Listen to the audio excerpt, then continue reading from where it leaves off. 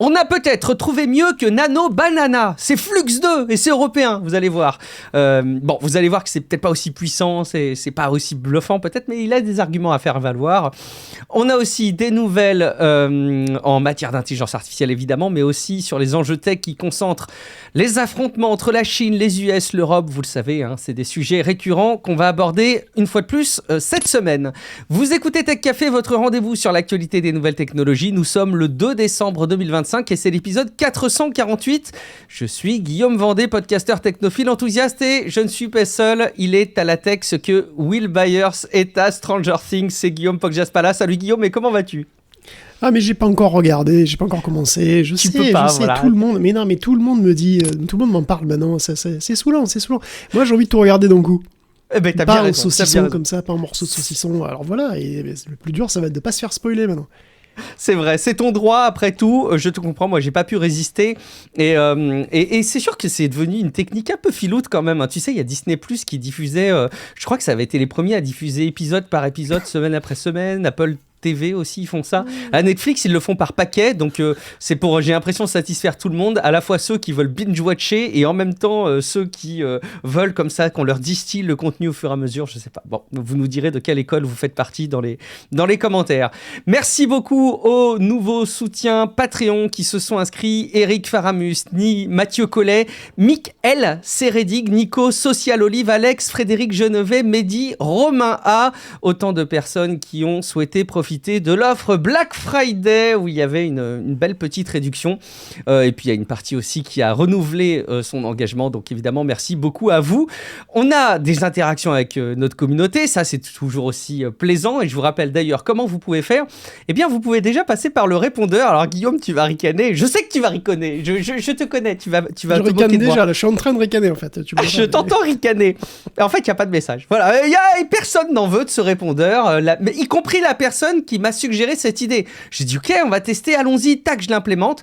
Eh ben, pas un message, rien. Alors peut-être que ça marche pas, vous allez me dire, mais je l'ai testé de mon côté, j'arrive à le faire fonctionner. Donc vous me direz, techcafé.fr, dans la rubrique contact, vous avez un petit formulaire, évidemment un message de 1 minute 30 qu'on pourra diffuser si elle est respectueuse et même rebondir si jamais elle est pertinente. Merci aussi pour vos retours sur la newsletter qui semble beaucoup vous aider. Et puis merci aussi de participer aux discussions entre vous et avec nous sur le serveur Discord de Tech Café, techcafé.fr/Discord. Et dans cette communauté, il y a pas mal de monde qui encense habituellement le gaming sur Linux, le fait de jouer aux jeux vidéo sur Linux et non pas sur Windows. Et de fait, je pense qu'ils n'ont jamais eu autant raison qu'en ce moment, parce que c'est probablement la meilleure époque pour être joueur de jeux vidéo sur les alternatives libres par rapport à Windows, Guillaume. Ah non, mais aujourd'hui, c'est pas la meilleure époque pour jouer sur Linux, certainement pas. La meilleure époque, ce sera la semaine prochaine. Jusqu'à ce que ce soit encore mieux la semaine d'après. C'est ça le truc. Ok, non, c'est vrai. C'est la meilleure semaine ever pour jouer aux jeux vidéo pour l'instant. Mais la semaine prochaine, ce sera vrai aussi, quoi. En fait, c'est même la pire semaine. Enfin, tu vois, c'est la pire semaine. Oui, c'est vrai. Attendez une semaine de plus, ce sera encore mieux. C'est sûr. Et donc, c'est vrai que les retours de la semaine ont pas mal tourné autour de Linux, c'est vrai, suite à ce que je disais aussi la semaine dernière sur Windows 11, où je rageais tout seul. Mais je suis pas le seul à me plaindre. Il y a iWa 2009 aussi qui s'en plaint. Et du coup, Mika et Sebi, par exemple, bien sûr, d'autres disent que sur PC, évidemment, tu peux installer Linux. Et donc, quel Linux ? C'est un petit peu la question quand même qu'on peut se poser. Il y en a un qui a adopté Mint, qui est une distribution généraliste qui est agréable à utiliser, simple, assez jolie. Et très généraliste en fait, moi je l'avais utilisé pas mal, franchement elle était très bien. Il y a une petite nouvelle, on va dire relativement, c'est Basit, qui est une distribution basée sur Fedora et qui est très très orientée jeux vidéo, donc elle est vraiment idéale, elle, si vous voulez avoir une sorte de SteamOS mais qui est pas lié à Valve du tout, quoi, et qui peut s'installer sur n'importe quoi. Donc c'est vraiment un système qui veut consoliser le PC et qui adopte pour ça une approche d'ailleurs qui limite presque un petit peu les possibilités, en tout cas des plus bricolos, parce que vous pouvez tout faire avec Basit, il y a un bureau classique et tout, vous pouvez installer des logiciels, tout ça. Mais disons que tout ce qui est système est en lecture seule et c'est immuable. Donc il n'y a qu'une mise à jour complète de Basit en gros qui peut altérer cette partie, et donc vous pouvez pas trifouiller vraiment dans le système. C'est un peu comme ce qu'on a sur Android en fait aussi quelque part. Donc c'est bien pour ceux qui n'ont pas envie forcément de bidouiller le truc et de juste de jouer peinard, quoi. Et si vous voulez un Linux qui a vraiment une gueule de Windows, un Windows de substitution, on peut mentionner Zorin, qui a un look qui est vraiment très proche et qui dépaysera pas trop les habitués, quoi. Et c'est un truc qui est très léger, qui évidemment Alors, évidemment, vous pouvez les installer sur ce que vous voulez, hein, c'est vraiment même sur des machines pas très puissantes. Bon, évidemment, après, il y a Ubuntu, voilà, les choses suspectes, quoi, hein, mais bon, il y a une grande variété. En fait, cette profusion, c'est à la fois une force et une faiblesse pour moi. Hein. C'est évidemment une force, forcément, parce que chacun y trouvera une offre adaptée à ses besoins, mais c'est aussi peut-être un peu déroutant et intimidant pour les nouveaux venus et les transfuges de Windows là, qui ont vu passer finalement que 11 versions en 40 ans, tu vois, donc c'est pépère. Hein. Là, c'est vrai que c'est beaucoup plus foisonnant, quoi. Ouais. Cela dit, c'est vrai que Proton et Valve ont permis à Linux de devenir un OS de jeu, et c'est clairement un énorme pas en avant, hein, pour la diffusion auprès du grand public, hein, de Linux. Il y a une vidéo de Gamer Nexus d'ailleurs qui montre que sous Linux, les cartes AMD sont très bien traitées. Alors, tant qu'on parle pas de ray tracing, elles sont même plus performantes que les cartes Nvidia de gamme équivalente. Et en fait, leurs performances sont plus homogènes. T'as pas de lag intempestif, c'est plus fluide tout le temps, quoi. Hein. Et alors, en ray tracing, c'est pas la même chose, Nvidia reste quand même le meilleur. Et on notera une bonne performance des B580 aussi. Donc Intel, ça marche assez bien sous Linux. C'est Basit qui est testé là-dessus. Donc si vous avez une carte AMD ou Intel, c'est vrai que Linux est encore une option vraiment encore plus sérieuse peut-être à considérer. Cela dit, voilà, Nvidia semble avoir encore un petit peu de boulot. Donc Basit en plus est compatible avec tout le monde, même les Strixalo, alors que SteamOS ne boot pas dessus, je crois. Donc le monde de Linux est vraiment en feu en ce moment. Eh ben, c'est chouette de voir Basit comme ça, qui a l'air d'être un peu la référence. J'ai l'impression qu'il y a un peu l'esprit console, hein, un peu aussi. Enfin bon, on est quand même éloigné d'une console, c'est un petit peu plus complexe, mais c'est pas... Non, mais sous Basit, il y a ce système aussi où tu peux avoir un jeu sur carte SD, tu peux le mettre sur un autre PC qui est équipé pareil de Basit, et ça marche aussi. Il y a vraiment, c'est très très inspiré de SteamOS, évidemment. Bon, bah, ça fait plaisir en tout cas de voir qu'il y a des solutions, comme tu dis. Alors, c'est la meilleure semaine jusque-là et probablement la pire semaine par rapport à l'avenir du monde du jeu vidéo sur Linux. Vous saurez vous faire votre arbitrage sans autre forme de procès. Nouvelle semaine de records et de superlatifs dans le domaine de la génération d'images par IA. On vantait il y a une semaine Nano Banana avec la dernière version de Gemini pour ses capacités à faire des images bluffantes. Voilà, on en a quand même pas mal parlé. Et voilà qu'en quelques jours, la première place du podium est sérieusement challengé, et c'est pas par OpenAI, hein, qui a priori a l'air d'être un peu distancé. Je crois savoir qu'ils réorientent pas mal de projets en mode panique parce que Google leur a mis une sacrée claque. Ils sont en alerte rouge. Et je pense qu'ils sont, voilà, les loupiottes rouges tournent en rond dans les bureaux, et c'est pas parce qu'il y a un incendie physique.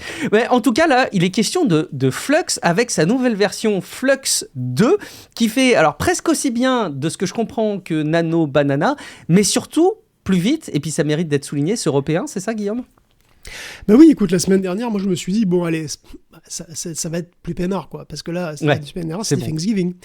Et Thanksgiving, tout le monde aura les dents du fond qui baignent après la dinde, et puis voilà, après ils seront partis au radar acheter des tonnes de merdier pour Noël, parce que ce sera Black Friday, tu vois, puis donc il y aura moins de news, je vais un peu souffler.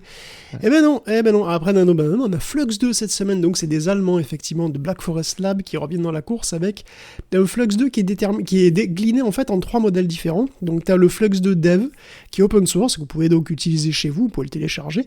Vous avez le Flux 2 commercial, hein, donc via l'API ou via le site web, ça c'est la plus grosse version en fait, et puis il y a une future version Flux 2 Klein, petite donc, et en fait on en a bien besoin de ce Flux 2 Klein, parce que Flux 2 Dev il est vraiment gros, il est 3 fois plus gros que Flux 1, ce qui le rend assez inaccessible au grand public, hein, parce qu'il fait quand même 32 milliards de paramètres, donc ça veut dire que même en le compressant de manière un peu, voilà, en lui tapant dessus, il faudra quand même une carte à 24 gigaoctets minimum. Donc, à moins d'être vraiment très brutal, et donc c'est vrai, il faudra une puissance de calcul quand même assez importante pour un monstre comme ça, quoi. Cette augmentation drastique de la puissance nécessaire est pas super bien prise d'ailleurs par la communauté open source, qui s'est trouvé un autre chouchou, un atteint Klein, qui sera, on espère, suffisamment Klein d'ailleurs pour rattraper le coup. Après, attention, Flux 2 est un bon modèle, hein. Les particuliers comme moi peuvent être frustrés, mais clairement, 32 milliards de paramètres, si vous êtes une entreprise et vous avez des serveurs pro, c'est pas du tout si énorme, au contraire, en fait, hein, c'est relativement léger. Et les résultats sont là, on gagne nettement en qualité photoréaliste, hein, vraiment, la génération passe à des résolutions supérieures, on peut avoir des images 4K, et en plus dans n'importe quel format, hein, il reste cohérent, si vous avez des petits trucs, pour juste tester, ça sera très très rapide, et puis vous pouvez aussi faire des images en 4K. Bon, tout est mieux, la lumière est plus cohérente, les réflexions, la cohérence spatiale est générale, là, mais le texte aussi. On peut générer carrément des typographies spécifiques, hein, des images de pages web qui n'existent pas. On peut spécifier pas moins de 10 images de référence, et on peut intégrer tout ça à une scène, exactement comme ce que je disais sur Nano Banana Pro la semaine dernière, quoi, hein. On peut même donner exactement la gamme chromatique qu'on veut. C'est même une nouveauté, je pense, hein. On peut donner un nuancier à Flux.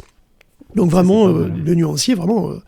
pro, quoi. Tu vois, tu pars de Top, puis tu vas à Terre de Sienne en passant par l'avant des brocolis séchés, et hop, t'as un appart comme à la télé. Alors, tu vois, non mais c'est vrai, et blague à part, tu peux vraiment donner... Brocoli séché, c'est vert ou c'est marron? Brocoli séché, c'est brocoli séché. Enfin, tu vois, c'est marron vert, c'est brocoli séché. Voilà. Oui, c'est vrai. Et donc en gros, tu peux être vraiment extrêmement précis puisque tu peux carrément donner les codes en hexadécimal des couleurs, quoi. Donc il y a une possibilité de décrire la scène en JSON aussi, ce qui rend Flux 2 bien adapté à une utilisation assez encadrée via API dans les apps, enfin des trucs assez contrôlés et reproductibles. D'une manière générale, en fait, le modèle comprend des prompts beaucoup plus complexes qui peuvent aller en théorie jusqu'à 32 000 mots. Un roman, quoi. Voilà, tu leur racontes ta vie et toi, il te dessine ta vie, quoi. C'est magnifique. Waouh. Et d'ailleurs, on peut noter au passage que Flux 2 va changer de modèle de texte. Donc l'encodeur de texte, c'est plus T5, qui était de Google, mais c'est Mistral Small, qui est un modèle qui est beaucoup plus gros, beaucoup plus récent, beaucoup plus puissant, et c'est un modèle français. Black Forest, c'est donc de la génération d'images avec Black Forest, et donc Flux 2, vous avez de la génération d'images 100% européenne, avec un moteur de texte français, et le reste qui est allemand. Donc, comme Gemini 3 Pro est derrière l'exceptionnelle intelligence d'un Nano Banana, c'est Mistral Small qui offre aussi beaucoup plus de connaissances au modèle. Donc, en fait, Flux 2, il sait beaucoup plus de choses, il comprend mieux les relations spatiales entre les objets et la lumière, puis il connaît plus de sujets en général. Et évidemment, il est aussi plus gros, donc forcément, Flux 2 est un modèle impressionnant. La version Pro va encore plus loin, évidemment. Donc, il est très loin le temps où les générateurs d'images ne savaient pas présenter des mains correctement. Là, on est très très loin de ça. C'est clair que c'est devenu vraiment une claque, mais quand on prend du recul de se rendre compte à quel point ça a avancé, on en est officiellement, ça y est, à l'indiscernable pour beaucoup d'images qui sont produites. D'ailleurs, c'est marrant, mais je me faisais une réflexion avec une réaction de mon fils pour une série qu'on a regardée il n'y a pas très longtemps, que je ne citerai pas ici pour spoiler personne, mais à un moment, il y a un traitement d'effet sur un visage et il me dit « Ah !» ça se voit que c'est fait par IA. Et en fait, c'est marrant parce que désormais, le fait qu'on dise c'est fait par IA est synonyme de ça se voit que c'est pas bien fait, quoi, que c'est pas convaincant. Parce que quand on le dit pas, c'est pas que c'est pas fait par IA, c'est que ça a été bien fait et que c'est visuellement bluffant. Et puis il y a cette confusion aussi qu'on voit de la part de beaucoup qui disent c'est fait par IA, alors qu'en fait les effets spéciaux, il y en avait énormément avant et on n'a pas attendu le tampon IA pour parler d'effets spéciaux. Donc c'est les nouveaux effets spéciaux, quoi, parce que de toute façon, et encore, supposément, parce que en fait on disait ça avant aussi, les effets spéciaux, les meilleurs, c'est ceux qu'on voit pas, c'est ceux que tu remarques pas. Et absolument. Ça a toujours été vrai. C'est vrai aussi, donc pour cette expression, c'est fait par IA maintenant. Alors, tu parlais de Nano Banana, qui reste quand même un petit peu le chouchou de l'actu en ce moment, j'ai l'impression. Il a eu son quart d'heure de gloire, mais il y a quand même un problème, c'est que la réalité rattrape un peu toujours les fantasmes et les ambitions des grandes boîtes, et Google a dû quand même revoir un peu à la baisse le volume d'images qu'on pouvait générer avec un accès gratuit, avec son IA Gemini. Et puis, on peut observer un petit peu aussi ce qui se passe au niveau de la concurrence dans ce domaine, qui ne vient pas que d'Europe, comme on vient de le dire avec Flux, mais qui vient aussi du côté de la Chine, Guillaume. Oula oui, alors je l'évoquais en parlant de Flux 2, mais la communauté en ligne d'amateurs, comme ça, de génération d'images, qui s'est constituée au début autour de Stable Diffusion, puis de SDXL, et puis de Flux d'ailleurs, elle a trouvé effectivement largement de quoi se consoler en attendant Flux Klein, donc, et ça s'appelle Z-Image. Ça nous vient de Chine, et c'est fait par Alibaba, les papas du capybara, c'est devenu la mascotte de Qwen, le capybara, c'est pour ça que je dis ça, donc c'est Alibaba aussi qui fait Qwen. Précisément, c'est le laboratoire Tongyi qui fait ça, et leur objectif, c'est...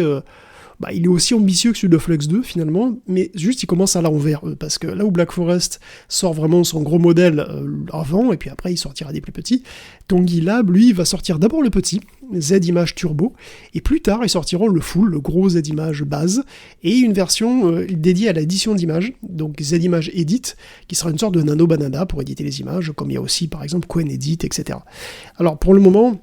On a donc Z-Image Turbo, et il a le double avantage d'être relativement petit. Il est quand même 2 fois plus léger que Flux 1, donc presque 6 fois plus léger que Flux 2, et il converge assez rapidement. Comprendre qu'il consomme assez peu de puissance de calcul, relativement. Avec un GPU professionnel, on a une image en 2K, donc en Full HD, 1080p, en 2 ou 3 secondes maximum, Et surtout, il est d'une qualité vraiment impressionnante pour un modèle de ce gabarit, qui tourne sur une carte graphique milieu de gamme avec 8 Go de RAM. Il est bien meilleur que Flux 1, je trouve. Il est aussi plus rapide. Il produit des résultats vraiment photoréalistes, vraiment bluffants. Le niveau de détail est, pour le matos utilisé, jamais vu. La peau est réaliste jusqu'au duvet sur les joues. La fourrure est détaillée au poil près. Les sujets sont réalistes. Le modèle est très polyvalent. Il sait aussi bien faire du manga que des selfies pour Instagram. Il fait des animaux plus vrais que nature. Et autre raison pour laquelle il est le chouchou de la communauté, c'est qu'il est non censuré.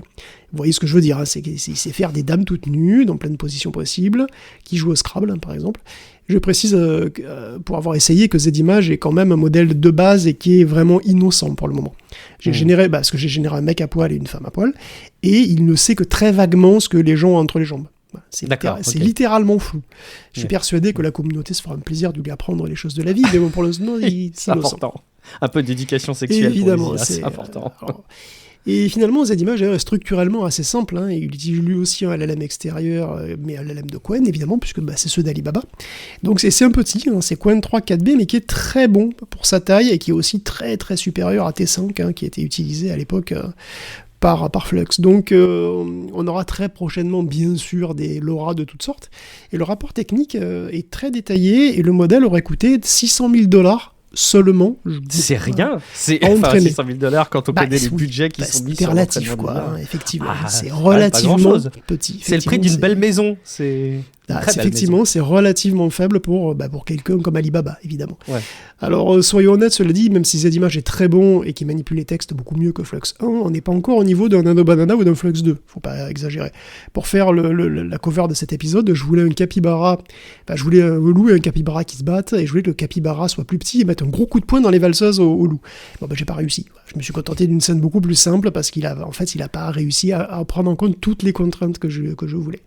Bon, mais enfin, c'est quand même pas mal. Par contre, Z-Image, il est aussi très tolérant en ce qui concerne la propriété intellectuelle. Et je peux bien sûr pas vous montrer ça dans la cover, mais si vous voulez faire Taylor Swift, il fait un bisou à Mickey Mouse, il n'y a aucun problème. Hein. Flux 2 n'est clairement pas aussi permissif. Donc il y a de quoi se consoler. Hein. Se consoler aussi que, comme tu disais, Google limite les générations de Nano Banana à 2 par jour pour les utilisateurs gratuits, parce que tout le monde veut l'utiliser, et les chargeurs sont en train de prendre feu, quoi. Ouais, il y a eu la mode en plus, hein, qui fait que effectivement tous les regards se sont concentrés sur Nano Banana, et c'est souvent là l'indicateur des succès des intelligences artificielles et de ces outils, c'est quand ils arrivent à la fois à remporter l'adhésion des technophiles, mais aussi du grand public. Et effectivement, le grand public là, il a entendu parler largement de Nano Banana, donc c'est l'ennemi à battre. Et j'ai l'impression que c'est l'ennemi à abattre, donc comme on le disait du côté de OpenAI, qui a pas annoncé de grandes nouvelles pour reprendre le lead sur le plan médiatique et peut-être même sur le plan technique pour l'instant, mais on a quelques infos quand même concernant la boîte qui est derrière ChatGPT. D'une part, il y a une réaction à cette triste affaire du jeune de 16 ans qui s'était donné la mort. ChatGPT a été accusé d'avoir trop explicitement participé au passage à l'acte, et OpenAI s'en est défendu. Et puis OpenAI continue à faire aussi du teasing sur un futur bidule révolutionnaire, avec des gros guillemets. Et on va voir. Et puis on l'avait annoncé aussi, il y a la pub qui arrive bientôt. J'ai pas entendu, Guillaume, qu'est-ce que tu disais ? Oui, mais c'est littéralement un bidule à ce niveau-là. Écoute, on va faire un petit mini-tunnel, hein, OpenAI, qui a des soucis en justice multiples, hein, comme d'habitude. Alors d'une part, sachez-le, voilà, hein, Cameo, c'est une marque déposée. Le mot français, enfin... Bon, on le dit en français, mais enfin c'est un mot anglais, et en fait c'est d'origine italienne à la base. Mais bref, le mot Cameo, hein, désigne aussi une app qui s'appelle Cameo, donc, et dont le business model c'est de vous faire payer pour que des célébrités apparaissent dans vos vidéos. Donc je sais pas si t'as pensé à t'inscrire, Guillaume, je sais pas, 10 secondes de Guillaume Vendée, ça vaudrait combien dans votre vidéo? Ah, j'en sais rien, peut-être 10 centimes, peut-être. C'est pas là où on retrouvait Franck Leboeuf qui envoyait des messages? C'est possible. Je sais pas je sais pas trop quel. Bon, il y a pas toutes les célébrités. Je vais aller m'inscrire. Enfin voilà, vous le savez, OpenAI appelle aussi Cameo la fonction de Sora 2 qui permet d'inclure le visage de quelqu'un d'autre dans vos générations. Donc Cameo a attaqué OpenAI et il a déjà obtenu qu'au moins jusqu'à la décision finale du tribunal, Sora ne puisse plus utiliser le terme, et peut-être plus jamais. Ce qui est quand même assez absurde parce que c'est quand même un mot, quoi, et un mot qui colle assez bien avec la fonction, mais bon.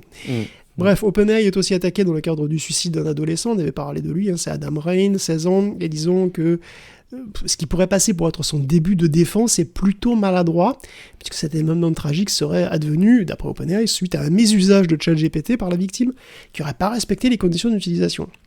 Donc ChatGPT, il aurait quand même encouragé le jeune homme à demander de l'aide plus de 100 fois, et de toute façon, OpenAI serait blanchi par la section 230, au pire. Donc voilà. Donc c'est pas eux. Et puis même si c'était eux, de toute façon, ils sont pas responsables. Et voilà. Bon, pas sûr que ça les aide trop, surtout vis-à-vis de l'opinion publique, hein, d'ailleurs, d'autant qu'il y a un article du New York Times qui détaille qu'en réalité OpenAI est sous pression pour avoir la plus grosse croissance possible, hein, on se demande pas pourquoi, et il a mis en place des métriques classiques pour mesurer l'engagement, et ils ont sorti des versions de GPT orientées dans ce sens.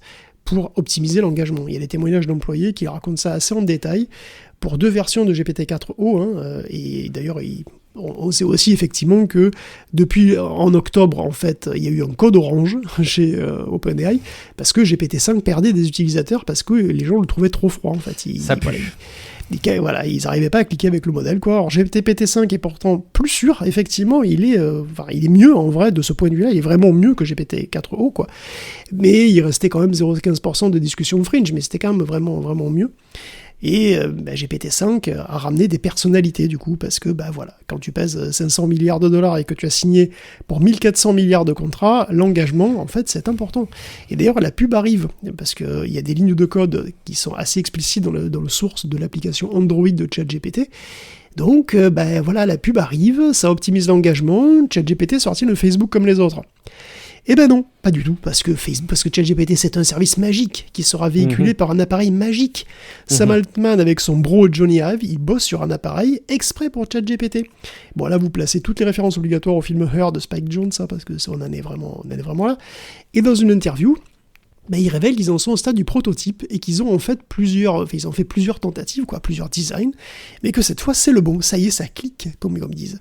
C'est un appareil dont on ne sait que dalle, en fait, on sait rien dessus, sinon qu'il n'a pas d'écran, et qu'il aura à peu près la taille d'un smartphone. Du coup, pourquoi est-ce qu'il est si gros s'il n'a pas d'écran ? C'est très étrange. Donc apparemment, c'est un design simple et ludique, je cite un truc qu'on a envie de prendre à la main et de mordre, tellement c'est mignon, je cite, j'exagère pas. Donc, et comme tu disais, il s'agit d'un bidule, et on verra ce que c'est, et on va voir si, quand les gens verront ça, ils se diront, c'est ça, qu'ils auront une révélation, tu vois. Donc j'attends avec impatience d'avoir la révélation, comme j'ai eu la révélation pour le Rabbit ou le Human Pin, où j'étais vraiment persuadé que ça allait être un horrible échec. En fait, ce qui est terrible, c'est qu'effectivement, je pense que tous autant qu'on est, on a ces expériences et ces tentatives, et on voit pas trop ce que pourrait être la tentative d'OpenAI, donc on tend à le rapprocher du Rabbit Air One, comme tu le dis, ou du Human Pin. Alors, si c'est la même chose, je vois pas ce qui changerait en termes de succès. Peut-être que c'est radicalement différent, mais je pense que personne n'arrive à visualiser ce qui pourrait être vraiment très différent et surtout ce qui justifierait le fait que ce soit pas un smartphone.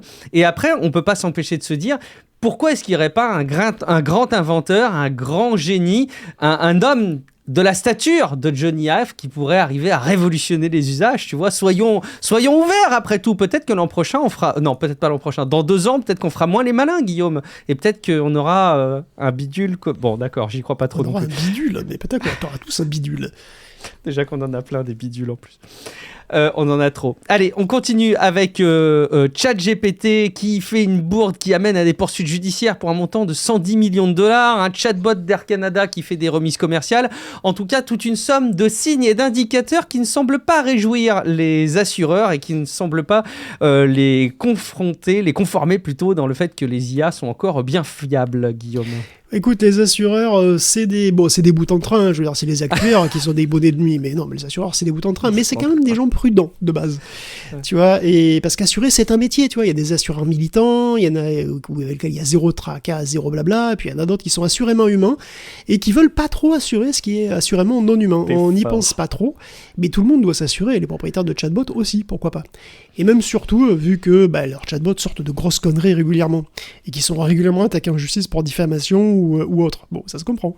Sauf que les assureurs, eux, ils sont pas chauds. AIG, Great American, Chubb et WR Berkeley, que je connais pas bien entendu, mais ils sont tous américains, ont demandé aux législateurs la permission d'exclure les prestataires de chatbots de leur service. Voilà. Parce que c'est des boîtes noires pour eux, et puis ils font des erreurs qui peuvent potentiellement être très coûteuses, et assez régulièrement. Et donc, évidemment, hein, donc tu as cité des cas, effectivement, qui sont des exemples évidents, quoi. Hein. Ce sont des risques qui sont trop grands pour être assurés, parce que certaines de leurs bourdes peuvent coûter des millions de dollars, quoi. Et c'est vrai que c'est une très mauvaise nouvelle pour tous les prestataires d'IA, quoi, hein, parce que, voilà, chaque bourde de leur modèle, du coup, ce sera pour leurs pieds. Il faut les comprendre, les assureurs. Hein. C'est un risque systémique pour eux, les IA, parce qu'elles font des erreurs régulièrement et elles peuvent être extrêmement coûteuses. Alors évidemment, elles sont plus rares, mais elles peuvent quand même, ça peut être des centaines de millions de dollars, quoi. Et s'ils ont plusieurs clients comme ça qui font régulièrement des erreurs à plusieurs dizaines ou centaines de millions de dollars, c'est pas possible.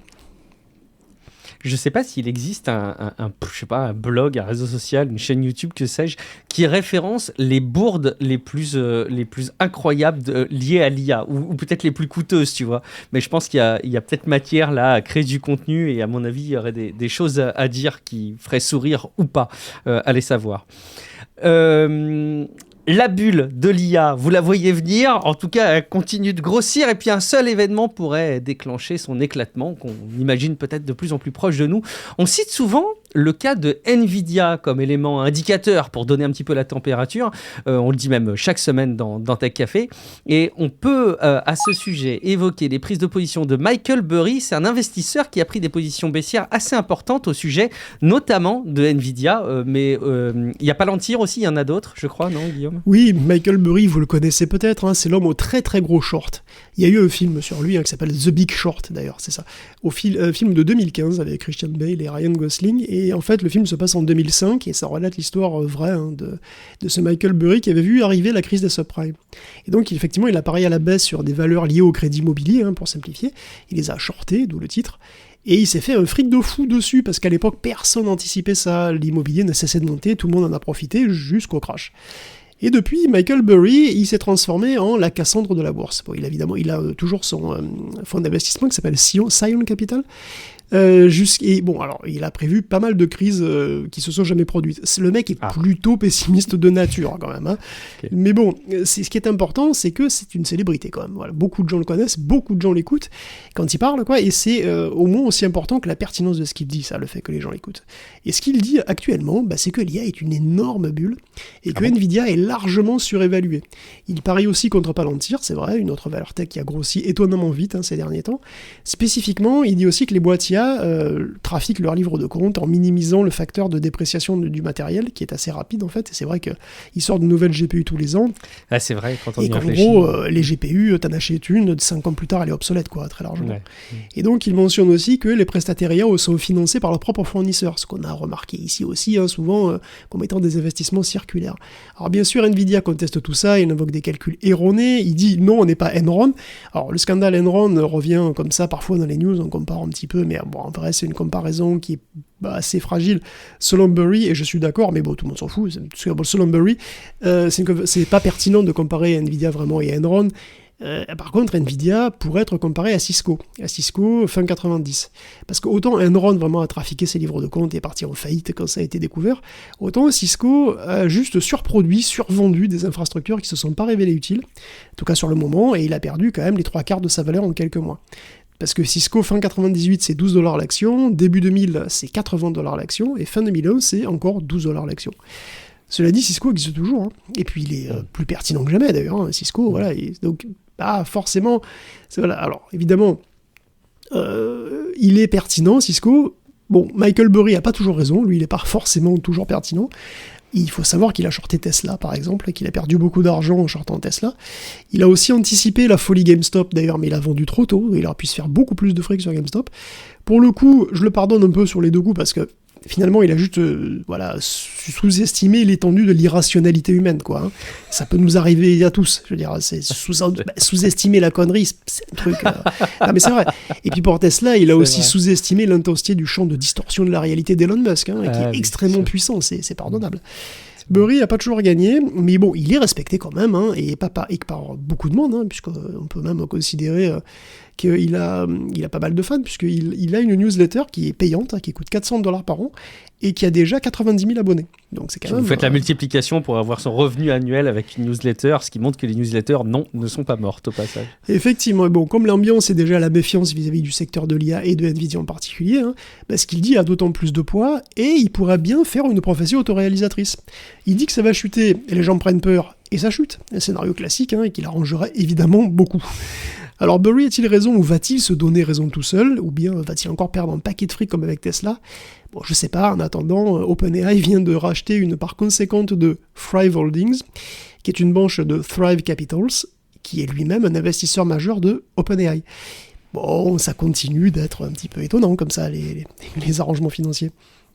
Au même titre que Cisco n'a pas disparu, moi j'ai le sentiment que même s'il y avait une bulle qui éclatait, je ne suis pas certain qu'NVIDIA disparaîtrait. Bien sûr que non. Je pense qu'ils sont... Il ne fera absolument pas faillite. Par contre, il pourrait effectivement revenir à une valeur d'action qui c'est un petit peu plus normal, quoi.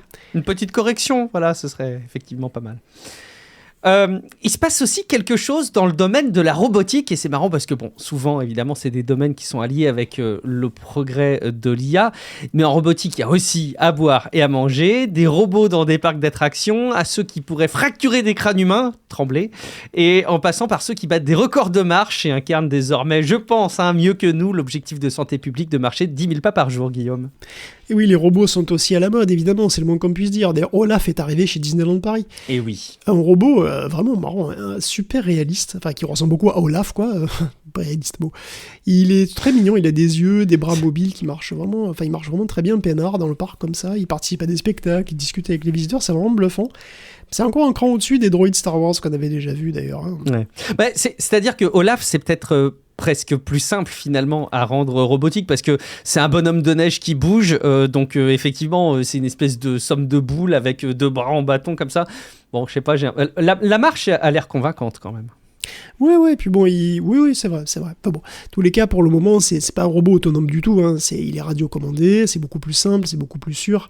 Est-ce que tu crois qu'il va se faire insulter à Euro Disney? Est-ce qu'il va se prendre des tomates? Oui, bien sûr, mais bon, il y a des mecs justement qui sont en train qui regardent, tu vois, qui le surveillent et qui surveillent ce qui se passe de permanence, quoi.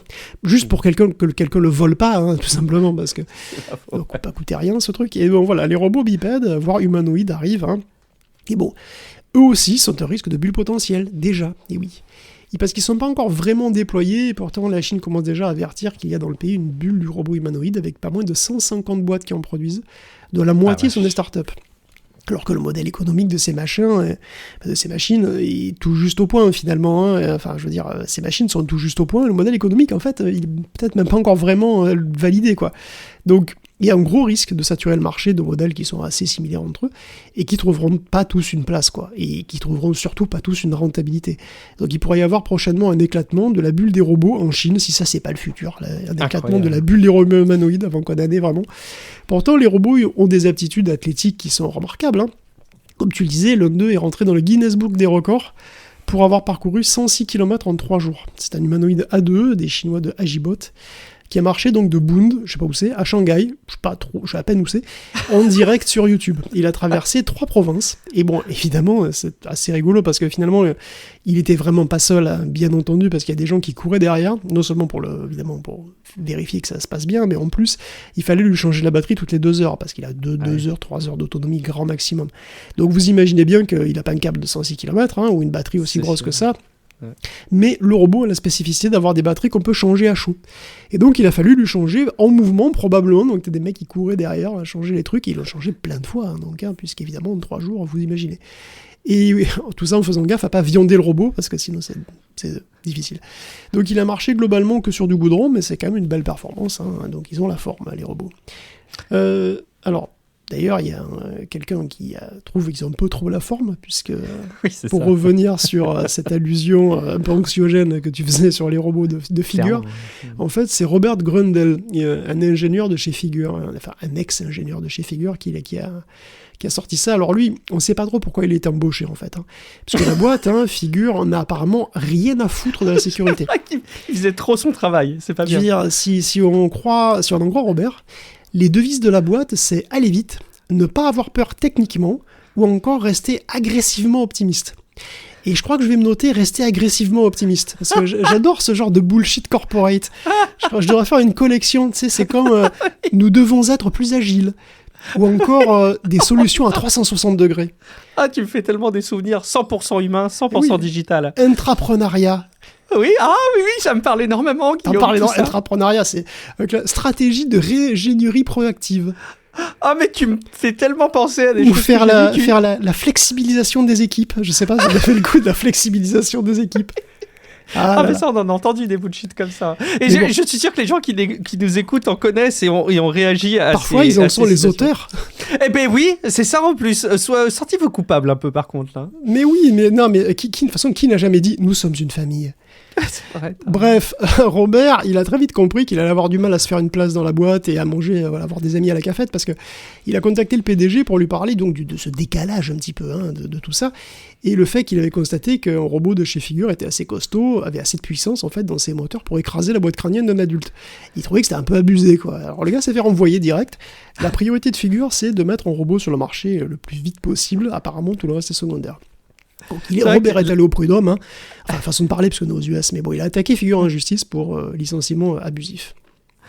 La question que tu soulèves est quand même très intéressante, c'est pourquoi est-ce qu'il a été recruté ? Je veux dire, le mec soulève quand même des problèmes de sécurité en tant que responsable de sécurité. T'as pas honte, non ?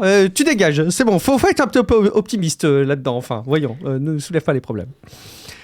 Allez, on continue avec des nouveaux travaux en neurosciences, cette fois, qui viennent peut-être, je sais pas, mais doucher les ardeurs d'entreprises d'IA qui s'appuient massivement sur les LLM, les grands modèles de langage qui font fonctionner les chatbots par IA.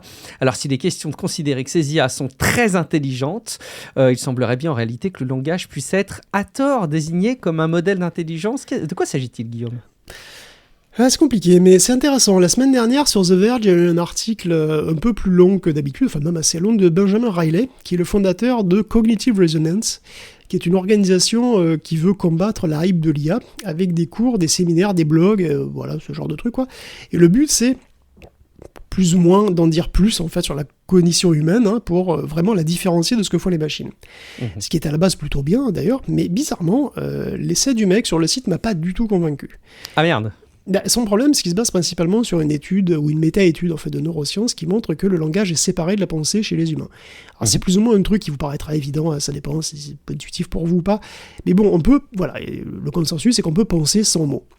Bon, les bébés, avant de savoir parler, pensent et réfléchissent, les animaux aussi, et des humains qui ont des lésions cérébrales, des accidents, et qui peuvent plus parler ou s'exprimer en mots, peuvent encore fonctionner et raisonner, quoi. Donc, je sais pas si ça vous étonne ou pas, et voilà, le consensus scientifique, autant que je puisse en juger, alors que bon, c'est vraiment pas du tout mon domaine, semble dire qu'on peut penser sans mots, et du coup que le langage est un outil de communication avant tout. Et pas le substrat de la pensée, voilà, on pourrait dire. Et donc, ce que fait l'auteur, c'est qu'il s'empresse de dire que langage et intelligence sont deux choses qui sont complètement différentes. Or, il dit aussi, qu'est-ce qu'un chatbot si ce n'est un modèle de langage ? Il écrit, les LLM ne sont que des outils qui imitent la fonction communicative du langage et non le processus cognitif distinct et séparé de la pensée et du raisonnement, quel que soit le nombre de centres de données que nous construisions. Voilà, donc en gros, quel que soit le nombre de centres de données que nous construisions, on ne pourra pas avoir un truc qui c'est vraiment intelligent, quoi. Alors, effectivement, dit comme ça paraît tomber sous le sens, et pourtant ça ne me convainc pas du tout. Okay. En fait, j'ai même l'impression que l'article passe à côté du sujet. Déjà, on peut partir d'un point de vue ultra terre-à-terre, en fait. On peut commencer très simplement à être ultra pragmatique. L'important, c'est ce que les IA sont capables de faire, et pas comment elles le font. Qu'elles pensent ou pas, en vrai, on s'en fout. Si elles sont capables de résoudre une classe de problèmes de manière fiable, c'est tout ce qui compte pour juger de leur véritable impact sur la société, et de leur véritable utilité. Une intelligence artificielle est-elle vraiment intelligente ? Qu'est-ce que ça peut me foutre si elle me prend un code qui marche et si elle migre mon dépôt GitHub de C++ à Rust sans que j'ai rien à faire ? C'est une attitude purement pragmatique, mais bon, c'est vrai qu'elle se tient. Je pense que c'est souvent d'ailleurs l'attitude que j'ai en fait. Mais bon, même si on s'intéresse aux questions plus profondes et quasi philosophiques de savoir si une IA est intelligente, a des pensées ou assimilées, l'article ne me convainc pas plus en fait. Parce qu'il ignore le fait qu'un modèle de langage a un état interne, en réalité. Cet état, c'est un vecteur, c'est le vecteur, donc l'entité mathématique, voilà, qui est faite d'une grosse liste de nombres, qui représente donc le texte, effectivement, qu'on lui donne, mais ce vecteur, donc, qui au début représente le texte, effectivement, qui est donné, il va rentrer dans le modèle, il va être modifié couche par couche, on sait que c'est multicouche, un modèle de langage, donc il va être modifié couche par couche, et puis il va sortir à la fin un vecteur qui donnera une série de résultats qu'on va interpréter pour continuer le texte. Cet état interne, il est distinct du texte en fait. Il est issu du texte, le texte est vectorisé, c'est vrai, mais ce vecteur après se balade dans un espace latent, hautement structuré, et les couches du modèle manipulent ce vecteur et en fait voyagent dans cet espace latent. Cet espace latent, c'est un espace interne des trucs. Et ce vecteur, il encode des concepts. On le sait, on en a parlé plusieurs fois des études d'anthropique et d'autres, qui montrent que les états internes LLM encodent des concepts complexes et structurés de manière sémantique et d'ailleurs quasi fractale. On se souvient, le Golden Gate, C'est un concept. On peut trouver des sous-concepts de San Francisco, on peut trouver les sur-concepts de Californie, on peut trouver des trucs connexes, etc. Les choses sont reliées. Et il y a longtemps que les modèles sont multimodaux en plus aussi. Donc ça veut dire que les sons, les images, eux aussi sont transformés en une représentation interne qui est unifiée sémantiquement. Donc il y a un état interne qui est une représentation mathématique des concepts sémantiques. Et ça existe, quoi, je veux dire. Et on a aussi des études qui montrent que ces états internes représentent l'état du monde vu par les LLM. Donc un LLM qu'on entraîne uniquement à jouer à Othello, il va se créer tout seul, exemple après exemple, une représentation interne du plateau de jeu. Et on peut retrouver cette représentation, on peut retrouver l'état du plateau de jeu en analysant ces états internes du modèle, en faisant des espèces de radiographie ou d'IRM, si vous voulez. D'IRM, d'IA, quoi. Donc on sait que dans un LLM classique, les états internes, d'ailleurs, ne concernent pas seulement le mot qui suit. On a repéré qu'un LLM pense, entre guillemets, à ce qu'il va dire à l'avance. Il a une idée des mots qu'il va écrire avant de les écrire. Donc enfin, et pour conclure uniquement, considérer les modèles autorégressifs, c'est très réducteur, parce que Meta fait des modèles qui génèrent des phrases entières, qui représentent donc des concepts encore plus complexes. Les modèles de diffusion produisent des blocs de texte à la fois, à partir d'une représentation latente, et on sait aussi que les LLM peuvent être entraînés à raisonner dans leur espace latent, sans sortir de mots. Ça, c'est la méthode Coconut de chez Meta. Tout ça, c'est des études qu'on a relatées ici même, dont on a parlé déjà dans les épisodes précédents. Donc, l'argument du gars, à mon avis, se détruit tout seul. Le langage est-il un outil... il dit effectivement, le langage est un outil de communication. Ben oui, bien sûr. Mais un outil de communication de quoi ? Si ce n'est pas de pensée. Le langage, c'est un outil d'encodage de nos pensées. Et donc, les LLM sont entraînés sur une multitude immense de pensées, encodées de cette manière-là.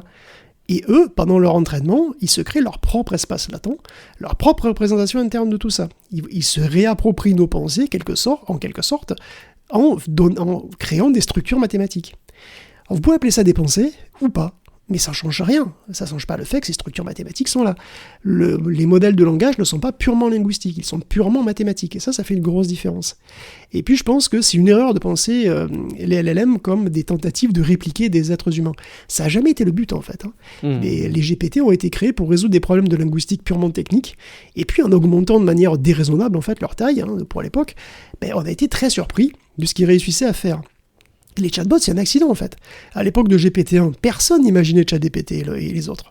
Mais ce ne sont pas des simili-êtres humains, ou des nouvelles espèces animales. D'ailleurs, il y a une citation d'Andrei Karpathy que j'aime beaucoup, avec les LLM, « Nous ne fabriquons pas des animaux, nous invoquons des fantômes ». C'est ça qu'il dit. Et je trouve ça très vrai, en fait. On invoque des fantômes. Les LLM sont des choses figées dans le temps, qui représentent une forme de mémoire collective de nous tous, vivants comme morts, et ces choses, ces choses-là, ces LLM, ces choses ont appris énormément de choses sur nous.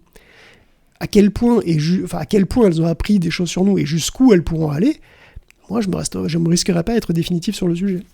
C'est hyper intéressant d'avoir ton analyse et ton regard sur ce sujet, et ça permet effectivement de lire tout ça avec un petit peu de recul. Je ne peux pas m'empêcher de penser qu'il y a une composante qui rend cette problématique complexe, c'est la définition même du mot intelligence. J'ai l'impression quand même que derrière cette notion-là, il y a beaucoup d'interprétations différentes. Tu as évoqué le mot de conscience, par exemple, des pensées. En fait, tout ça laisse imaginer que ça me paraît quand même compliqué d'argumenter sur des sujets qui sont pas bien définis. Mais enfin, quand même, ce que je retiens et qui est très important, c'est encore une fois qu'on ne peut pas résumer l'indicateur de ce qu'on peut décrire comme une intelligence avec simplement du langage, que ce soit par sa présence ou au contraire par un lien qui ne se ferait pas. Donc, je retiens en tout cas. Mais est-ce qu'on est d'accord pour dire que déjà partir du principe qu'on désigne une intelligence rend les choses complexes? Enfin, ce qui est compliqué, c'est que dans leurs travaux, on comprend qu'il y a quelque chose qui va au-delà que simplement le langage et la communication. Mais comme tu le dis toi-même, le langage, c'est pas simplement des mots qui s'enchaînent, quoi. C'est déjà une représentation d'une forme de pensée. Mais le truc, si tu veux, c'est qu'effectivement, le langage, c'est un encodage de quelque chose d'autre. Mais pour les LLM aussi, le langage est un encodage de quelque chose d'autre. Quand un LLM sort un mot, il le sort en fonction de tout un état interne, de toute une analyse qu'il a fait, de tout un tas de calculs en fait, qu'il a fait au fur et à mesure de ses couches. Et c'est pareil, voilà, c'est tout. Est-ce que, si tu veux, ils sont fondamentalement différents de nous, ce ne sont pas des imitations de notre esprit. Néanmoins, ça veut pas dire que il faut pas les sous-estimer, quoi. Il faut se garder de faire des analogies et de dire, d'anthropomorphiser en fait ces choses-là. Il faut pas non plus sous-estimer ces choses-là. Ce sont des entités qui sont extrêmement, des entités. Ça fait très science-fiction ça, mais je veux dire, ce sont des choses qui sont quand même extrêmement complexes, avec des structures mathématiques extrêmement complexes à l'intérieur, qui sont pas faciles à appréhender en réalité. Et qui ont une forme d'intelligence générale qui a une certaine portée. Moi, je l'ai toujours dit, je suis désolé de rallonger un peu la sauce là-dessus, mais moi, si tu veux, cette histoire d'AGI, c'est-à-dire donc d'intelligence artificielle générale, en fait, il faut voir que les gens en fait prennent ça comme c'est une intelligence de niveau humain et de type humain. Mais en réalité, AGI, quelque part, pour moi, ça n'a absolument rien à voir. Je veux dire, pendant très très longtemps, pendant la plus claire de ma vie, j'ai vu passer des intelligences artificielles qui étaient des intelligences artificielles spécifiques. C'est-à-dire qu'ils ne savaient faire qu'une seule chose. Elles étaient entraînées à faire quelque chose, elles savaient faire cette chose-là et puis c'est tout. Elles savaient lire des codes postaux sur des enveloppes, elles savaient reconnaître un son, elles savaient transcrire un petit peu du texte, elles savaient jouer aux échecs ou au go, et c'est tout. Je veux dire, un truc qui sait jouer au go, il va pas discuter avec toi, c'était normal. Ces artificielles d'intelligence, elles étaient étroites, c'était neuro, tu vois, elles n'étaient pas générales. Maintenant, si tu prends un truc comme Gemini ou ChatGPT, ce sont déjà des intelligences artificielles générales, parce qu'elles ont été entraînées pour faire une chose et elles savent faire plein de choses, des centaines de choses différentes. Évidemment, elles le font avec plus ou moins de compétences, elles le font avec plus ou moins de fiabilité, elles le font plus ou moins bien, c'est sûr, donc évidemment, pas de souci. Mais on est déjà dans une forme de généralité. Donc, faire cette distinction, on va trouver l'AGI et ça va être un déclic. Non, pour moi, tout ça n'a pas vraiment de sens, en fait. Bon, écoute, c'est en tout cas captivant. Je trouve que c'est un bon point d'étape sur... Ultime question, est-ce que tu dirais que ta vision des choses, elle a changé? Je dirais pas simplement évolué, mais changé en fonction de tout ce qui s'est passé ces 2-3 dernières années. Est-ce que ce que tu nous dis là... Ma vision des choses, comme vous avez pu l'entendre en fait, elle change au fur et à mesure des études que je lis sur ces trucs-là. Oui. Je veux dire, on se documente, on essaie effectivement de relayer ici ces études-là, et ces études-là, effectivement, elles éclairent de manière différente, si tu veux, ce qu'on sait sur ces modèles. Et effectivement, oui, forcément, ça donne de nouveaux arguments, et ça permet de modifier effectivement la perspective qu'on peut avoir sur ces trucs-là. C'est hyper intéressant, merci beaucoup. Tu sais, moi, j'ai un autre indicateur d'intelligence en tête et il est beaucoup plus facile à mesurer. Il n'y a aucune expression du langage nécessaire. C'est extrêmement simple à mesurer. C'est la capacité à considérer le fait qu'un contenu qui est diffusé gratuitement nécessite le financement de celles et ceux qui peuvent se le permettre. Alors, bon, évidemment, loin de moi l'idée de dire que toutes celles et tous ceux qui ne soutiennent pas Tech Café financièrement seraient dénués d'intelligence. C'est pas du tout ce que je veux dire. Surtout qu'on peut pas tous mettre en œuvre notre budget personnel comme on le souhaiterait. Mais si vous en avez la possibilité, si vous écoutez Tech Café régulièrement, c'est l'occasion pour moi de dire que c'est hyper important de ne pas procrastiner et remettre à plus tard le fait de vous abonner à Tech Café sur Patreon, patreon.com/techcafé. Et puis j'en profite pour vous informer d'un tout nouveau contenu exclusif à porter à votre connaissance, exclusif pour les personnes qui soutiennent Tech Café sur Patreon. À partir de maintenant, quand vous vous inscrirez, vous aurez accès à un tout nouveau podcast hebdomadaire. Donc vous pourrez vous y inscrire ou pas, c'est pas parce que vous écoutez Tech Café aujourd'hui sans la pub grâce à votre accès à Patreon que vous aurez ces épisodes. Il faudra aller faire la démarche de vous y inscrire en plus. Ça s'appelle les coulisses de Guillaume. Je vais vous expliquer un peu les coulisses de la création de contenu, de mes enjeux pro, de comment tenter de promouvoir des contenus notamment sur Internet, comment même, j'allais dire, vendre du contenu, comment je tente de m'adapter en vidéo, mes petites expériences, comment j'essaie de m'organiser à titre perso. Donc voilà, si vous écoutiez déjà la voix de Guillaume et que vous étiez sensible au message où je parlais timidement, évidemment, de moi-même, peut-être que vous aurez plus d'infos en vous abonnant sur patreon.com/techcafé. C'est en tout cas, de toute façon, le moyen le plus sûr de me rémunérer pour mon travail et rémunérer bien évidemment Guillaume Poggiaspala pour son travail pour Tech Café. N'attendez pas en le remettant à plus tard cette inscription. Abonnez-vous tout de suite sur patreon.com/techcafé. On continue avec le secteur de l'industrie automobile. Alors, on ne va pas en parler sous l'angle de la conduite autonome ou des batteries pour les véhicules électriques, mais quand même sur leur nature informatique. En fait, ça commence à tirer un peu la sonnette d'alarme à cause d'une crise qui se profile.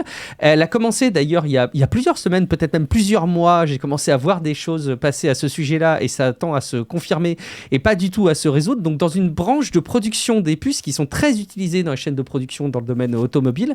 Et ça concerne une boîte européenne, mais qui paradoxalement fait partie d'un groupe chinois, Nexperia. Explique-nous ce qui se passe, Guillaume. Oui, Nexperia, ou l'histoire de manque cruel de vision stratégique quand même, parce que bon, Nexperia, avant la saga qui la caractérise maintenant, elle n'était pas très très connue du grand public. Alors, je découvrais moi.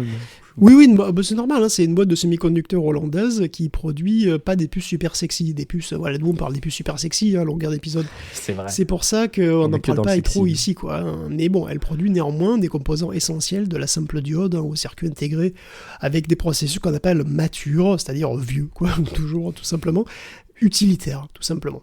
Donc c'est des trucs pas particulièrement puissants, mais répandus et en fait répandus dans tout ce qui se branche à désormais une prise électrique, hein, plus ou moins.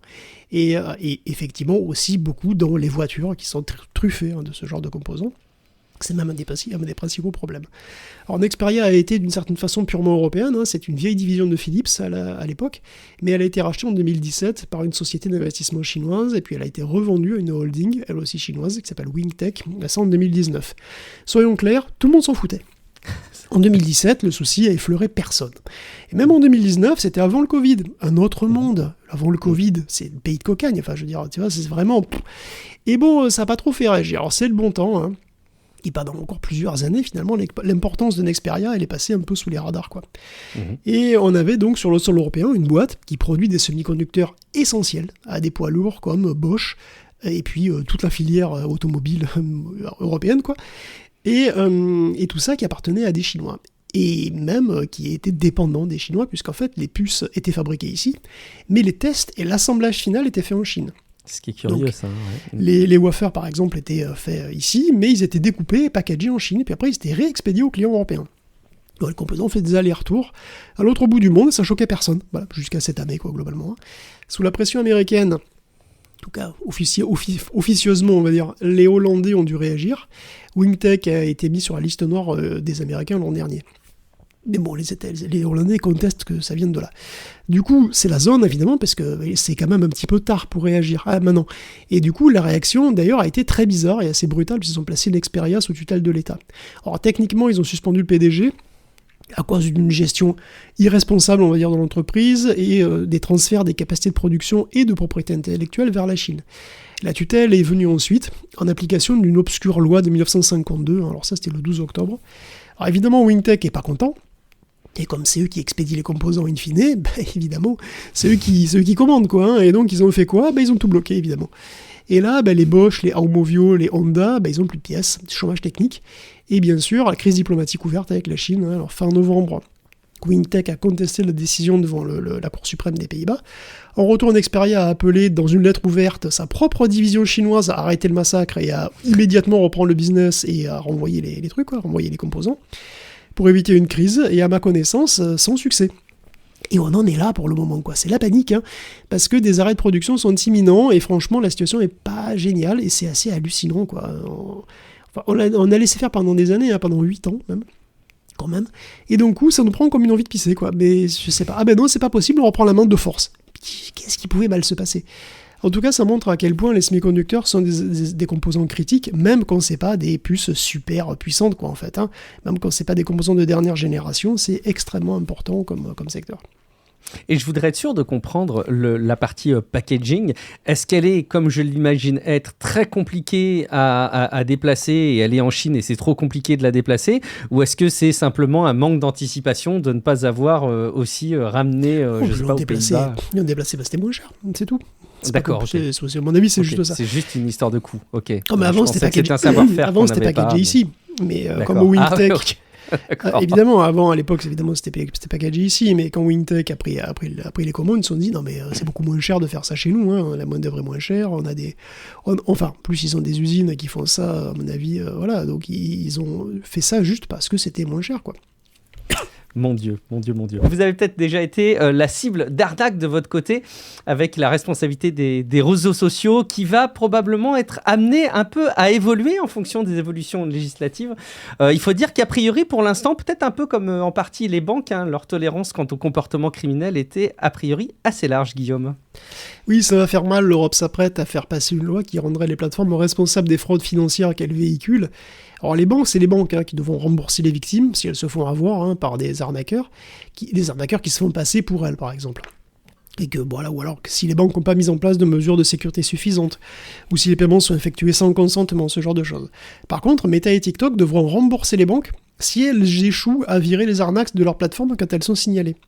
Et c'est une loi qui pourrait coûter très cher, puisque les arnaques, non seulement ces plateformes en regorgent, mais en plus, elles en profitent largement. Et on en avait parlé il n'y a pas très longtemps, mais Meta gagne des dizaines de milliards par an grâce aux arnaques. Et il le sait. Des chiffres évoquent même 10% de son chiffre d'affaires qui fait grâce aux scams. Et il le sait tellement bien qu'il va jusqu'à mettre en balance ses bénéfices et le zèle qu'il va mettre à lutter contre tout ça. Lutter contre les scams, c'est une perte comptable sèche pour lui. Alors bon. Et c'est pas un cas isolé, cette myopie sélective là et conditionnelle, Meta en est un petit peu quand même coutumier, et en ce moment même aux États-Unis, il est aux tribunaux, comme d'habitude, mais aussi TikTok et Snapchat qui sont sous le coup d'une action en justice de plein d'écoles américaines qui va les accuser de ne pas faire assez pour protéger les enfants. Alors il y a des documents qui sont sortis à cette occasion, un gros procès, qui en particulier des témoignages qui sont, dont certains sont assez savoureux. Il y en a un par exemple qui est assez rigolo. Il y a un compte sur Meta, sur Facebook, qui a été flagué comme offrant des services de prostitution. Meta lui a accordé 16 chances avant de le virer. Alors, c'est contraire à ses propres règles, précisons quand même, vous ne pouvez pas faire ça normalement sur Facebook. Donc c'est-à-dire que tu peux violer les règles une fois, ça passe, mais pas 17. Donc 2 fois, ok, allez ça va, mais pas à 17. 3 fois ça passe encore, mais pas 17. 4, c'est limite, mais pas 17. 5 fois, c'est envisageable, tu vois, mais pas 17. 6 fois, vraiment, bon, mais non, mais tu vois, mais pas 17. Bon, j'arrête, mais voilà. Et puis, apparemment, Meta n'aurait pas de manière spécifique de signaler la pédopornographie, j'ai l'impression. Donc Meta était sur une bonne lancée, pourtant, puisqu'ils ont réussi à éviter le démantèlement, ils ont gagné leur procès avec la FTC.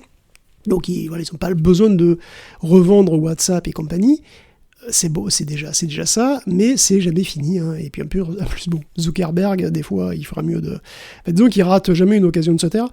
Il aurait dit, lui, qu'il ne voyait aucune relation de cause à effet entre les réseaux sociaux et l'état mental des jeunes. Bon, lui, il voit pas le problème. Il y a pas mal d'études qui, malheureusement, ne sont pas tout à fait de cet avis. Donc, en tout cas, cette fois-ci, on y arrive avec, il y a encore quelques semaines, on en parlait, tu soulevais l'affirmation de l'Europe vis-à-vis des autres grandes puissances mondiales, notamment des États-Unis et leur capacité à résister aux pressions américaines pour affirmer leurs dispositifs réglementaires, donc comme le DSA et le DMA. On en reparle cette semaine encore un peu plus avec la question de l'âge pour accéder aux réseaux sociaux aussi, Guillaume. Oui, Europe toujours avec un projet de résolution à l'échelle européenne pour interdire les réseaux sociaux et les chatbots, note bien, au moins de 16 ans. Alors moi je pense qu'il faudra attendre un petit peu parce que l'Australie va mettre en application un truc complètement analogue et on va voir ce que ça donne en réel, ça pourrait être très instructif de voir le scandale que ça va être. Bon en fait c'est encore flou, attention, ce serait autorisé avec l'accord parental pour les 13-16 ans et surtout c'est une résolution. Donc une résolution qui encourage à harmoniser les lois des divers pays, mais c'est pas contraignant en fait, c'est juste politique, mais ça va clairement dans une direction, disons. Alors évidemment, ça plaît pas aux Américains, bien entendu, qui n'arrêtent pas de renacler face à la réglementation européenne, bon, de toute façon, quoi, et qui n'arrêtent pas de demander à leur gouvernement de prendre des mesures de rétorsion de mafieux, tout simplement. Donc soit on révise nos réglementations pour les rendre un peu plus au goût des grandes boîtes américaines, soit, par exemple, au hasard, on se prend des taxes massives sur notre aluminium. Alors on s'y attendait, c'est le genre de truc, c'était évident que ça allait arriver. Teresa Ribera, qui est commissaire européenne à la concurrence, ose appeler un chantage, parce que ça en est un, c'est un chantage qui nous met devant un choix existentiel en fait. Et ce choix, c'est soit on se couche et on est mort, parce que comme avec les enfants, si tu cèdes une fois, tu céderas encore, et donc ils te foutront jamais la paix. Soit on ne cède pas, on tient bon, et ça va faire mal, économiquement. Et il va falloir aussi trouver le moyen de nouer d'autres alliances, de se passer du marché américain éventuellement. Sauf que l'autre gros bloc c'est la Chine et que c'est compliqué. On va faire la news d'avant d'ailleurs. En ce moment, c'est chaud, quoi. Hein. Les États-Unis n'en ont plus rien à foutre de notre gueule. Ils préfèrent ménager Poutine et son marché potentiel à 300 milliards que quelques régions d'Ukraine qui savent même pas où c'est sur une carte. Les Chinois sont plus ou moins alliés des Russes. Ils ont une puissance industrielle, économique qui est écrasante. Et puis nous, on est au milieu et on n'est pas super solide sur nos appuis, quoi. Donc on doit repenser, parce que quand même, on doit dépenser un max dans la défense, là, ça y est, on doit s'y remettre. Et bon, on n'a pas un rond. Et on doit se serrer les coudes entre pays, parce que c'est un peu notre dernière solution, mais on est toujours super divisé. Donc voilà, entre le climat, la pollution, l'écologie, tout ça, évidemment, j'en parle pas parce que c'est passé au 4e plan, qu'on fait la COP 40. Hein. Mais bon, en tout cas, c'est pas la meilleure période. Enfin écoute, on va s'en sortir. Est-ce que l'utilisation des VPN va être bientôt restreinte par les autorités ? Est-ce que c'est même seulement possible ? On fait un détour au Royaume-Uni où il y a eu l'entrée en vigueur des mesures clés de la loi britannique sur la sécurité en ligne depuis cet été où l'utilisation des VPN a explosé. On parle même d'une panique VPN, c'est ça ? Évidemment, de toute façon, c'était couru d'avance. Hein. Après tout, les conneries appellent les conneries. L'Angleterre, comme nous, d'ailleurs, a imposé la vérification de l'âge pour avoir accès au porno. Super. Et les conséquences évidentes sont arrivées presque immédiatement. Le trafic des sites qui respectent la loi a dramatiquement chuté, et celui des sites plus chelous qui la respectent pas et des VPN ont explosé. Comme c'est bizarre. Alors, les législateurs en ont conscience, hein, ils se sont rendus compte, hein, c'est vrai, et donc que faire ? Bloquer les VPN aussi, bien sûr. Alors attention, il n'est pas question de bloquer les VPN à tout le monde en Angleterre, encore heureux, mais de les rendre eux aussi inaccessibles aux moins de 18 ans, et donc de les mettre derrière une vérification de l'âge. Ou bien alors, aussi que les sites porno bloquent tout trafic en provenance d'un VPN. Même ça pose des difficultés techniques peut-être insurmontables, parce que je sais pas trop comment tu fais pour savoir qu'un trafic vient d'un VPN, en fait. Mais bon, tout ça est assez délirant, c'est quand même une fuite en avant, hein. Les gens vont se tourner vers des sites, des VPN, des services qui sont de plus en plus glauques, en réalité, vers le piratage aussi, tout simplement. Et le pire de tout, c'est que vous avez même pas besoin de VPN. En fait, un proxy suffit à contourner l'interdiction. En tout cas, en France, ça marchait très bien. Hein. Sur Pornhub, j'ai essayé avec un proxy. Pas besoin de VPN, vous pouvez y aller. Bon, moi, je suis pas emballé du tout par la tournure que prennent les événements, quand même. Hein. Et puis surtout, il y a cette impossibilité au premier abord de mettre en place ce type de mesures. Ils arrivent à faire rentrer les choses au forceps pour que ce soit complètement ingérable derrière. Écoute, on verra et on continuera à suivre le sujet et à le partager. Est-ce que vos données sont en sécurité si elles sont hébergées par des prestataires français ? C'est en substance la question que soulève GrapheneOS. C'est un système d'exploitation alternatif à Android qui se veut évidemment fortement sécurisé. GrapheneOS n'utilise plus, ou de moins en moins en tout cas, et ne veut plus le faire, utiliser des serveurs d'OVH. C'est une nouvelle étape dans la critique qu'ils peuvent faire vis-à-vis de la France, Guillaume. Comme pour illustrer un peu plus ce qu'on disait finalement, hein, GrapheneOS considère désormais que la France est un pays en qui on ne peut plus avoir confiance. GrapheneOS, c'est un projet qui est vieux, hein, qui date de 2014 en réalité, c'était CopperheadOS avant, pendant un temps, puis après ça a été Android Hardening, et enfin Graphene en 2019. Donc c'est pas du tout une nouveauté, et à la base c'est juste une distribution Android focalisée sur la sécurité et la confidentialité. Donc c'est un truc qui est totalement exempt de services Google, et qui rajoute énormément de fonctions et de protection sur les téléphones compatibles. Les pixels le sont par exemple. Alors Graphene c'est pas pour tout le monde, hein, Google Play y est pas, c'est pas le système idéal pour jouer à Genshin Impact, hein, vraiment, mais il a son utilité pour certaines personnes, et même c'est vital, hein, et ces personnes sont nombreuses. Il y a des journalistes, des activistes, des hommes politiques, hein, tous citoyens d'un pays craignos en gros, et bien sûr aussi, les malfaiteurs, c'est vrai. Le chiffrement, les services anonymes comme Tor et les systèmes ultra sécurisés, ça les arrange bien, c'est vrai. Et donc quoi ? On va interdire tout ça ? Toutes les protections pour tout le monde ? Il y a constamment des volontés en ce sens. En Europe, le chiffrement de bout en bout a failli être compromis dans le bloc entier. C'était chat control. Les Allemands ont finalement dit non. Mais la France était d'accord, hein. Notez bien. Et un autre texte est en cours de mise au point. Encore, voilà. On n'est pas encore sorti de là. L'ambiance, elle n'est pas trop propice au chiffrement et à la confidentialité ces temps-ci. Et par là-dessus, t'as le Parisien qui a écrit un article qui présente GrapheneOS comme le système des narcotrafiquants. Ce serait même leur botte secrète, selon eux. Peut-être, et oui, peut-être qu'ils utilisent, et après. Vous voulez interdire GrapheneOS ? Et donc vous voulez interdire tous les systèmes orientés sécurité ? Vous voulez interdire aux gens de modifier même un logiciel open source pour en faire ce qu'ils veulent ? Parce que tout ça est basé sur Android, sur la version open source d'Android, hein, donc tout le monde peut le modifier. Hein, qui êtes-vous, quoi, je veux dire, un moment. Donc, toujours est-il que ça a moussé dans les médias et que l'équipe de Graphene ne l'a pas bien pris, et que c'est pour ça qu'elle est partie d'OVH, hein, ils veulent plus rien avoir à faire avec la France. Ils ont plus confiance. Et le souci, c'est que, vu les positions que prennent nos hommes politiques ces temps-ci, je suis pas sûr de pouvoir leur donner tort. Et oui, on peut comprendre aussi leur décision. Après, je ne sais pas s'ils vont arriver à trouver des environnements hébergés qui sont complètement à l'abri de tout problème. Ça, c'est un peu le souci, mais bon, on peut comprendre en tout cas la démarche. On le répétera jamais assez. Il y a un truc, on n'en parle plus trop, hein, mais les cryptos, c'est volatile. Je ne sais pas si vous saviez. Une nouvelle illustration avec plusieurs entreprises qui vendent leurs avoirs en ce moment en Bitcoin ou en Ether pour valoriser leur cours de bourse, Guillaume. Bah écoute, on termine cet épisode sur des nouvelles pas très réjouissantes là dernièrement, mais bon, voilà, on va peut-être se remettre un petit peu le smile, parce qu'en ce moment, moi, j'ai mon petit plaisir depuis un petit mois, là, tous les matins, je regarde le cours du Bitcoin dégringoler, et ça me fait la journée, mais oui. Tu ricanes. Mais oui, le Bitcoin, plus de 100 000 € début octobre, 73 000 aujourd'hui, et ça continue de baisser.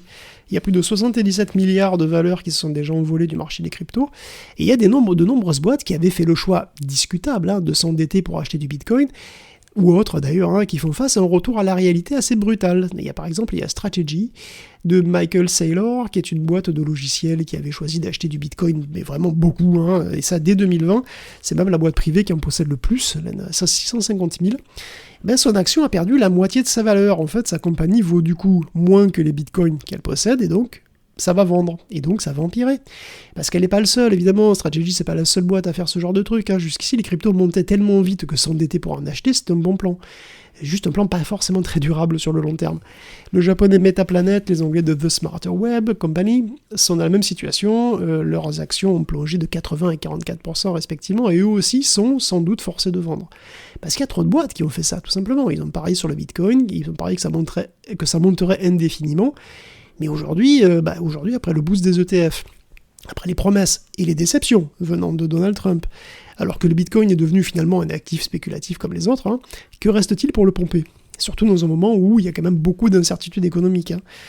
Les boîtes qui ont beaucoup de Bitcoin, elles vont vouloir en revendre pour acheter leurs actions aussi, et pour faire remonter les cours de leurs propres actions. Et ça va bien briser le cercle vertueux, entre guillemets, qu'elles avaient espéré, quoi. Bitcoin n'est pas le seul impacté, bien sûr. Il y a Ethereum, il y a Solana qui ont aussi beaucoup baissé. Solana est quand même passé de 250 au début de l'année, $250 à 108 aujourd'hui. En fait, Bitcoin pourrait toujours trouver preneur. Bitcoin ne va pas tomber à zéro, j'y crois malheureusement pas. Ça va forcément conserver une certaine valeur après tout ça, mais bon, pour les cryptos plus niches, ça pourrait être plus difficile. Si ça continue, ceux qui ont parié sur le Doge ou sur d'autres shitcoins pourraient se retrouver avec rien du tout à un moment. Eh bien, on verra et on continuera à suivre le cours des cryptos. En attendant, une petite rubrique jeux vidéo. Mais jeux vidéo, Guillaume, pour faire tourner ces jeux vidéo, il faut des machines. Et pour faire tourner ces machines, il faut de la mémoire qui va devenir, on l'a déjà dit, de plus en plus onéreuse. C'est un peu la panique, j'ai l'impression, dans ce sujet. Ça devient même presque peut-être des nouveaux enjeux de spéculation, j'ai l'impression, non ? Oui, ça pourrait, parce qu'on a déjà parlé plusieurs fois. Alors, les prix de la RAM explosent. Ça va continuer pendant un bon moment. Quand on dit exploser, on parle carrément de prix multipliés par 2 ou 3, voire par 5. Alors, ça concerne aussi bien la DDR5 que la DDR4, malheureusement. Et ça impacte aussi le prix des SSD, qui risque facilement de doubler. Et dans une certaine mesure, des disques durs, aussi par effet domino, Les fournisseurs avertissent que la pénurie de RAM et de SSD va continuer jusqu'à au moins fin 2026 et peut-être début 2027. J'ai même vu des trucs plus pessimistes que ça. Des fabricants ont fait des stocks quand même et continuent donc de thésauriser des composants comme ils peuvent pour éviter une explosion des prix finaux sur les produits. C'est le cas de HP ou de Lenovo, mais malgré tout ça, HP annonce de possibles hausses de prix et surtout sur les modèles les moins chers parce que c'est là qu'ils font les plus faibles marges. De ce point de vue, Apple a sans doute anticipé aussi le problème et d'ailleurs... Question marge, lui, c'est quand même un peu le champion. Donc, il pourrait absorber l'essentiel des surcoûts. Est-ce qu'ils vont le faire ou pas ? C'est pas clair, mais bon, il pourrait, en partie. Il y a déjà une conséquence drastique de ça. Nvidia a repoussé et pourrait carrément annuler purement simplement la sortie des RTX 5000 Super. Parce que les cartes Super, les variantes Super des cartes, en général, elles sont assez similaires en termes de puissance. Elles sont un petit peu plus puissantes, disons, que les non-Super. Elles sont un poil meilleures, mais surtout, elles offrent souvent plus de RAM. Et là, ça va poser un problème de proposer plus de RAM. Ça va, peut-être doubler le prix de la carte. C'est pas si évident, quoi. Donc AMD, quant à lui, annonce déjà qu'il pourrait vraisemblablement avoir une hausse de prix sur la prochaine génération de GPU, l'année prochaine. C'est la zone, tout simplement. Alors, à moins que la Boolean éclate en décembre, J'espère que d'ici 2-3 mois, peut-être, on pourrait avoir une surproduction de RAM et des prix en chute libre. Ce serait incroyable, ça. On peut rêver, on peut rêver. Incroyable. C'est pas comme si on rassemblait toutes les infos ces derniers temps qui, non pas par orientation, mais parce que c'est aussi comme ça que se passe la tech, c'est que ces dernières semaines, moi, je trouve que ça parle quand même beaucoup de potentiel éclatement de bulles. C'est pas ça. Non, nous, on essaye de maximiser, voilà, on essaie de faire peur aux gens au maximum, faire péter cette bulle pour que le prix de la RAM descende, parce que c'est ça le truc. Vrai. Oui, alors oui, on a un PC gamer, enfin j'ai un PC gamer, enfin non, pas moi, mais enfin bon bref, il y aurait besoin d'un PC gamer à la maison, c'est moi qui vous le dis. Et donc il faut de la RAM pas trop chère.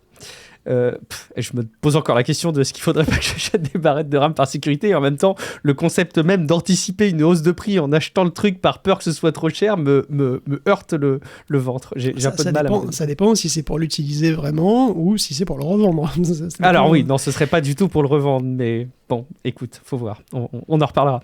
Je continuerai à suivre tes conseils à ce sujet. On continue, Guillaume, avec un jeu. La semaine dernière, tu parlais de Where Winds Meet, j'espère que je le prononce bien, un jeu qui semble en tout cas assez chouette par certains aspects, mais par contre on peut peut-être s'intéresser un petit peu au modèle économique. Guillaume, il y a quelque chose qui semble faire grincer des dents. Moi c'est très rigolo en fait, on parlait effectivement de Where Winds Meet effectivement la semaine dernière pour ces PNJ chatbots avec lesquels tu pouvais discuter de tout n'importe quoi.